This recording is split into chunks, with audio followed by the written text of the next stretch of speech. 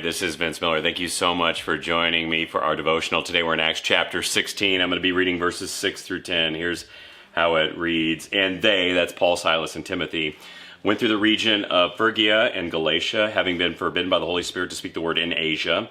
And when they had come to Mysia, they attempted to go into Bithynia, but the Spirit of Jesus did not allow them. So passing by Mysia, they went down to Troas, and a vision appeared to Paul in the night. A man of Macedonia was standing there, urging him, saying, "Come over to Macedonia and help us."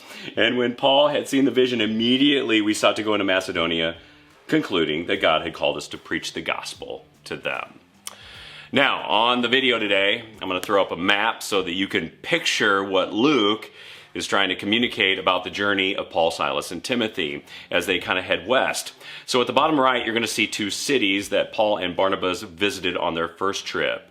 They have just gone back through these two cities, and Paul picked up a new disciple. His name was Timothy. Yet Paul wants to go farther, and so he heads west. And to put the distance they travel in perspective, the distance from Lystra to Iconium is only about 20 miles.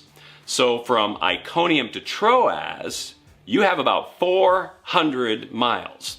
And they didn't travel this by car, but by foot, which would have taken a couple of weeks. And on the map, you're going to notice the region of Asia to the south of their line. Bithynia was to the north of that line. So they traveled the entire border of Asia and Bithynia, avoiding both regions. And it says in the text that they were forbidden by the Holy Spirit to speak the word in Asia.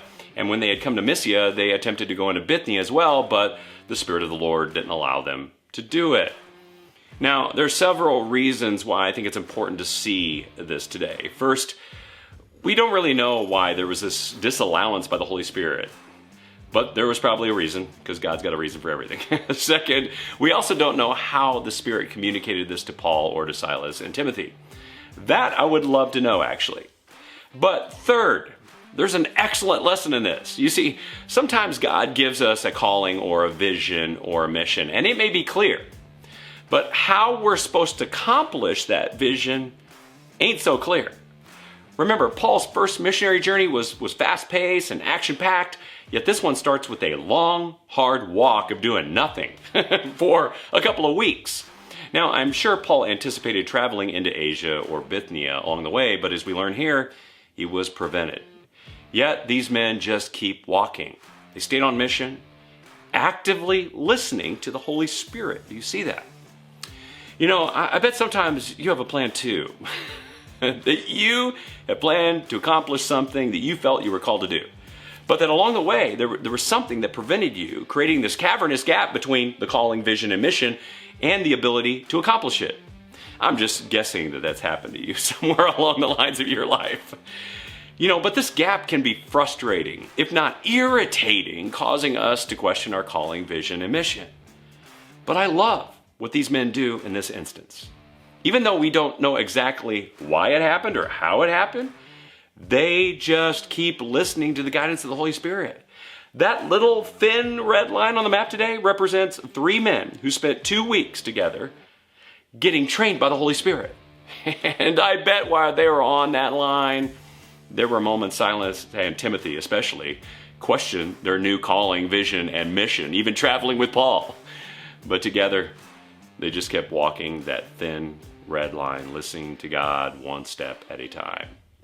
So today, if you're on that thin red line, don't get off. Don't get frustrated. Just keep moving forward. And in time, God will reveal his calling to you in his way. And someday, like Paul and Silas and Timothy, you too may look back and see the purpose of that thin red line. Well, fellas, thanks for joining me today. I hope you enjoyed it. If you have, share this with someone you know. Hit that like button, hit subscribe, and I'll see you right back here again tomorrow for another devotional in the book of Acts.